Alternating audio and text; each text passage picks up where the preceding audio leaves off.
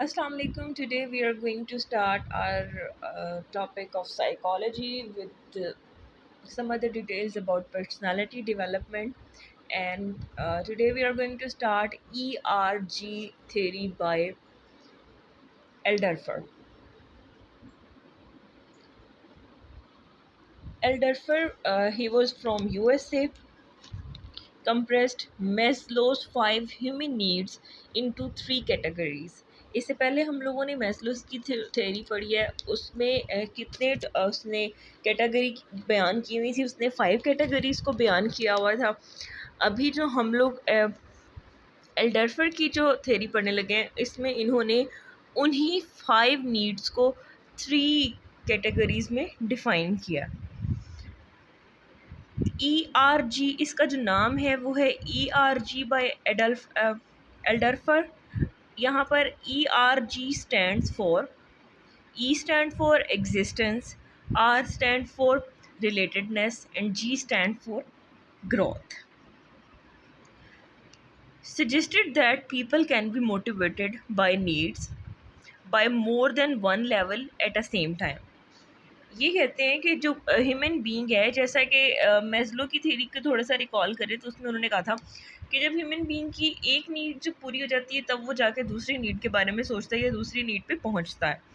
ये कहते हैं कि पीपल जो है वो मोटिवेटेड हो सकते हैं at a time different stages पे।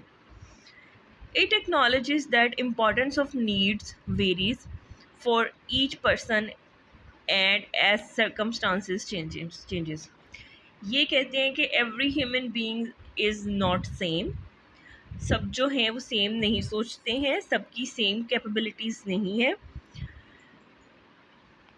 हर ह्यूमन बीइंग की डिफरेंट लेवल पे डिफरेंट स्टेजेस हो सकती हैं और वो एट अ स्टेज दो नीड्स के बारे में भी सोच सकता है। नंबर वन जो है वो है satisfaction progression. People move up to the higher level needs based on satisfied needs. कि ह्यूमन बीइंग जो हैं वो हायर लेवल नीड पे, कुछ ऐसे लोग जाते हैं जो कि अपनी पिछली नीड से सेटिस्फाई हो चुके होते हैं। Number two is frustration regression. It has a frustration regression element. इसमें फ्रस्ट्रेशन का और रिग्रेशन का एलिमेंट होता है। It means that if needs remain unsatisfied, जिसका मतलब ये है कि अगर नीड्स जो हैं वो अनसेटिस्फाइड रहेंगी, फुलफिल नहीं होंगी at one of the higher level, किसी भी एक हायर लेवल पे, the person will become frustrated. जब एक ह्यूमन बीइंग की जो नीड्स हैं वो सेटिस्फाई नहीं होंगी तो वो फ्रस्ट्रेटेड होगा या फिर रिग्रेशन में होगा and go back to pursuing lower level needs again. और पीछे से पिछली स्टेज पर वापस आ जाएगा ताकि वो अपनी लोअर लेवल की नीड्स को पूरा कर सके। फॉर एग्ज़ाम्पल, अगर उसकी बेसिक नीड्स पूरी नहीं हुई हैं तो वो अनसेटिस्फाई और फ्रस्ट्रेटेड होगा और वो अब दूसरे लेवल पे जाने के बजाय दोबारा से अपने लोअर लेवल पे आ जाएगा और पहले उन नीड्स को पूरा करने की कोशिश करेगा। Hope you have understand.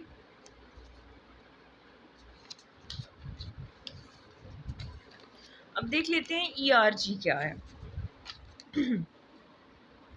यहाँ पर मैंने पिरामिड वो वाला बनाया जो कि मैस्लो की थ्योरी का था। मैस्लो ने क्या कहा था, पहले फिजियोलॉजिकल नीड्स हैं, देन सेफ्टी नीड्स हैं, फिर सोशल नीड्स हैं, सेल्फ इस्टीम है और सेल्फ एक्चुअलाइजेशन है।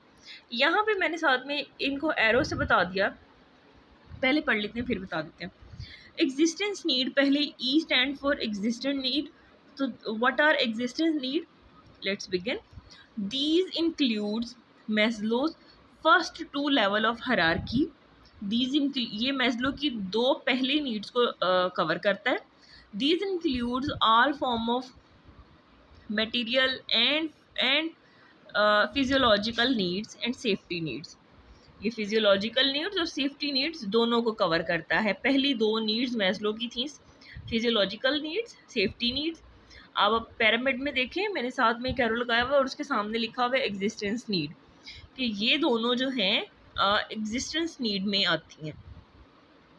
नंबर टू है relatedness need. These includes all needs that involve relationship with other people. We care about. ये उन नीड्स के बारे में बात करता है जहाँ पर जिनका दूसरे लोगों के साथ रिलेशनशिप या ताल्लुकात से ताल्लुक़ है। Maslow social need and that part of esteem which we drive from other people. और स्टीम का वो वाला हिस्सा, सेल्फ स्टीम में स्टीम का वो वाला हिस्सा जिसमें हम लोगों के साथ इंटरेक्ट करते हैं, वो वाला पार्ट जो है रिलेटेडनेस में आता है। सोशल नीड्स और some part of self esteem जिसमें हम लोग लोगों के साथ इंटरेक्ट करते हैं या उनसे ड्राइव लेते हैं, वो वाला हिस्सा रिलेटेडनेस में आता है। मैंने लिख दिया एक्सटर्नल पार्ट, मतलब इसमें रिलेशन नहीं होता। सेल्फ स्टीम में वो लोग जिसके साथ हम लोग लोगों के साथ दूसरे लोगों के साथ एक्सटर्नली इन्वॉल्व होते हैं। एक्सटर्नल लोगों के साथ कोई रिलेशनशिप नहीं होता, लेकिन हम लोग उनके साथ इंटरेक्ट हो रहे होते हैं। Number 3 is growth needs. These needs involve a person's effort toward creative और पर्सनल ग्रोथ। इसका ताल्लुक जो है ये उनसे है जो ह्यूमन बीइंग जो एफर्ट करता है अपनी क्रिएटिवनेस पे और पर्सनल ग्रोथ पे। These includes ego from self esteem and self actualisation. Some part of self esteem and full part of self actualisation includes growth. ये थी हमारी ERG की theory. It was really easy और ये Maslow की theory के साथ लिंक करती है। मैस्लो की थ्योरी अगर आपको अच्छे तरीके से समझ आ गई होगी तो मैंने काफ़ी डिटेल में बता दिया था, तो ये आपको बहुत अच्छे तरीके से समझ में आ जाएगा। इसने मैस्लो की ही थ्योरी को, उसके 5 स्टेजेस थी, इसने उसको 3 स्टेजेस में बयान कर दिया है। और 3 स्टेजेस को किस तरह से बयान किया वो मैंने यहाँ पे पिरामिड बना के डिटेल में बता दिया। फिर मैंने उनके बारे में भी बता दिया है कि ये रिटन फॉर्म में भी बता दिया है कि किस किस चीज़ को ये कवर कर रहा। Next one is 2 factor theory by Herzberg. 2 factor theory also called dual factor theory. Dual factor theory भी यही मतलब है, 2 का मतलब ही ड्यूअल है, तो इसलिए इसको ड्यूअल फैक्टर थ्योरी भी कहा जाता है। वॉज गिवन बाय हर्ट्जबर्ग, इसको हर्ट्जबर्ग ने पेश किया था। It is also called motivation hygiene theory. 203 people on job were interviewed. Job करने वाले 203 लोगों को इंटरव्यू किया गया to know what factor motivates और डीमोटिवेट वर्कर। ये जानने के लिए कि कौन से फैक्टर्स जो हैं एक एम्प्लॉय को मोटिवेट करते हैं या और कौन से फैक्टर वो हैं जो उसको डीमोटिवेट करते हैं। According to him there are 2 main factors that influence and motivate our behaviour. और इसके बाद इवन ये नतीजे पर वो टीम पहुंची जिसने 203 पीपल्स को इंटरव्यू किया कि वो मेन जो हैं वो 2 फैक्टर हैं। Number 1 is motivation factor and number 2 is hygiene factor. Motivation factor, these are the factors presence on which cause employ work harder.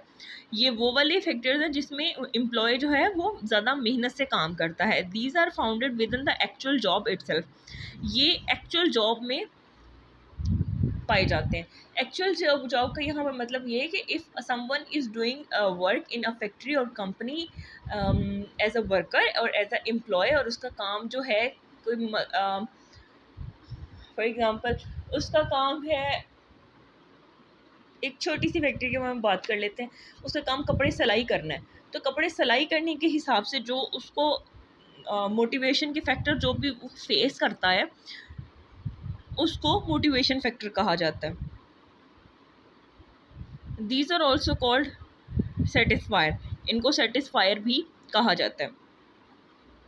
और ये वो फैक्टर हैं, मोटिवेशन फैक्टर्स वो वाले फैक्टर होते हैं जो कि एम्प्लॉय को हार्ड वर्क करने पे मजबूर करते हैं या उसकी कॉम्पिटेंसीज़ को, उसकी कैपेबिलिटीज़ को इम्प्रूव करते हैं। Number 2 is hygiene factor, these won't encourage employ to work hard. ये वाले जो फैक्टर हैं ये एम्प्लॉय को इनकरेज नहीं करते कि वो काम हार्ड करे, but they will cause them to become demotivated, और ये उनको डीमोटिवेटेड करने का काम करते हैं if they are not present. These are also called dissatisfiers. पहला जो है सेटिस्फायर है, दूसरा डिससेटिस्फायर है। पहला मोटिवेशन फैक्टर है, दूसरा हाइजीन फैक्टर है। एक वर्कर को वर्क हार्ड करने के लिए मोटिवेट कर रहा है और दूसरा उनको मोटिवेट नहीं कर रहा। यहाँ पे ये पिक्चर नज़र आ रही है, मैंने एक सामने एक पिक्चर ली हुई है। यहाँ पर ना एक दो मैंने एरो बनाए हुए हैं। उस एरो में देखें, एक में मैंने लिखा हुआ है motivation factor increase employ job satisfaction, कि जो मोटिवेशन फैक्टर्स हैं वो इंक्रीज करते हैं एम्प्लॉय की जॉब सेटिस्फेक्शन को। और नंबर 2 पे है पुअर हाइजीन फैक्टर। अगर पुअर हाइजीन फैक्टर्स होंगे तो डिक्रीज होगी एम्प्लॉय की जॉब सेटिस्फेक्शन। ऊपर मैंने जो स्टेटमेंट लिखी है उसमें जॉब सेटिस्फेक्शन है, जॉब डिससेटिस्फेक्शन है और जॉब सेटिस्फेक्शन है।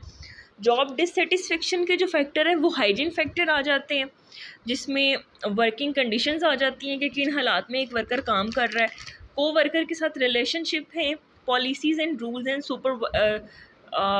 सुपरवाइज़र क्वालिटीज़ आ जाती हैं, base wage and salary status आ जाता है किसी का भी। ये वो फैक्टर हैं जो कि जॉब को डिससेटिस्फेक्शन का लेवल प्रोवाइड करते हैं। अगर जॉब सेटिस्फेक्शन का लेवल प्रोवाइड करना हो तो उसमें मोटिवेशन फैक्टर आ जाते हैं, जिसमें अचीवमेंट आ जाती है, रिकग्निशन आ जाती है। अगर कोई इंसान अचीव कर रहा है अपनी जॉब से कुछ ना कुछ तो वो उसको मोटिवेट करेगा। और रिकग्निशन की उसकी पहचान होगी कि लोग उसको अच्छा पहचानेंगे, जानेंगे। रिस्पॉन्सिबिलिटी, अगर उसकी जो रिस्पॉन्सिबिलिटीज़ हैं वो फुलफ़िल हो रही हैं तो उसको ऑब्वियसली जॉब करना अच्छा लगेगा और वो मोटिवेट होगा। Work itself always motivate a person. Advancement और पर्सनल ग्रोथ, ये सारी वो फैक्टर्स हैं जो कि एक ह्यूमन बीइंग को मोटिवेट करते हैं ताकि वो अपनी जॉब का सेटिस्फेक्शन उसको मिलती रहे। इसके अलावा जो जॉब डिससेटिस्फेक्शन वाले हैं उसमें वर्किंग कंडीशन, अगर पुअर वर्किंग कंडीशन हो रही हैं तो ऑब्वियसली वो डिससेटिस्फाई होगा। अगर उसके रिलेशनशिप को वर्कर के साथ, अपने साथ काम करने वाले लोगों के साथ अच्छे नहीं है तो ऑब्वियसली वो जॉब से डिससेटिस्फाई ही होगा। अगर उसको पॉलिसीज़ और रूल्स पसंद नहीं है या फिर बहुत ज़्यादा हाई है पॉलिसीज एंड रूल्स तो वो जॉब से डिससेटिस्फेक्शन का लेवल उसको मिलेगा। Number next one is supervisor quality. उसके साथ, सुपरवाइज़र के साथ रिलेशनशिप अगर अच्छे नहीं होंगे तो वो तब भी जॉब सेटिस्फेक्शन का लेवल आ जाता है। और अगर उसको सैलरी स्टेटस उसको उसके मयार के मुताबिक नहीं मिल रहा तो भी जॉब डिससेटिस्फेक्शन का लेवल आ जाता है। Hope you guys have understand the lecture. If you have any question you can ask. Okay, I will wait for your questions. Okay जी, अल्लाह हाफिज़।